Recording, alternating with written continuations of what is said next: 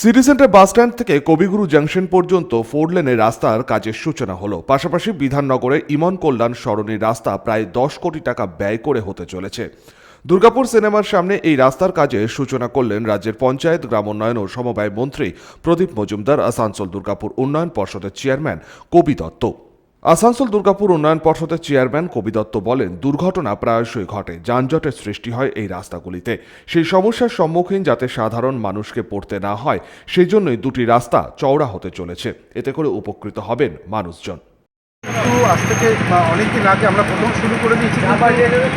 আপনি মনে করে দেখুন, গান্ধী মোড় থেকে আমরা কিন্তু বিধাননগর পর্যন্ত যেটা আমাদের ফার্স্ট প্ল্যান, সেইগুলো কিন্তু শুরু করে দিচ্ছি অনেক আগে। এটা প্রথম করলেন না, আমরা দুর্গাপুরের যত ইম্পর্টেন্ট রোড আমরা চাইছি সবগুলোকে 4 লেন করার জন্য। যেমন এই যে আজকে যে উদ্বোধন হচ্ছে, ধরুন এই রাস্তাটা এবং মিশন হসপিটালের সামনে যে রাস্তাটা, এই রাস্তাগুলো সবগুলো খুব, আপনি দেখছেন কি ভিড়, কী অবস্থা।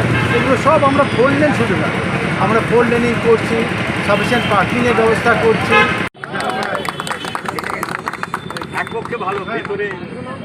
নোংরা হবে না, ঠিক আছে, একদম ভালো।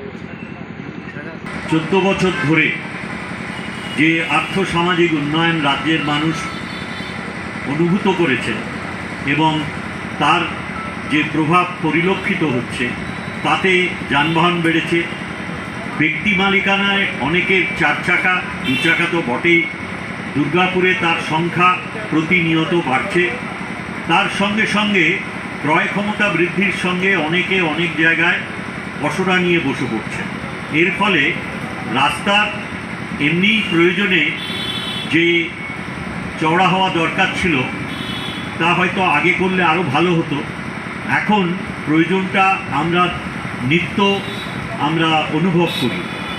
সেই অনুভূতির কারণে আমাদের যিনি বিগত 1 বছর ধরে আসানসোল দুর্গাপুর উন্নয়ন পর্ষদের দায়িত্ব নিয়েছেন শ্রী কবি দত্ত মহাশয়, প্রায় প্রতিনিয়ত সব গুরুত্বপূর্ণ রাস্তাকে 4 লেন করার জন্য প্রচেষ্টা করছেন এবং খুব দ্রুততার সঙ্গে কাজ এগোচ্ছে।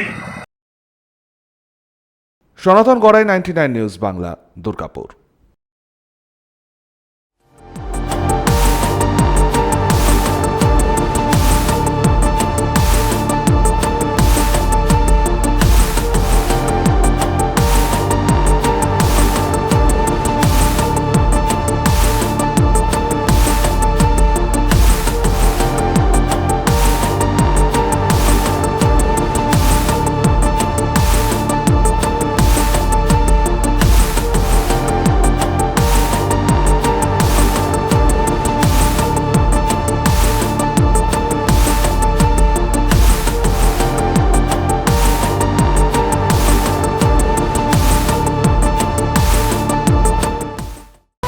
আপনারা দেখছেন 99 নিউজ বাংলা।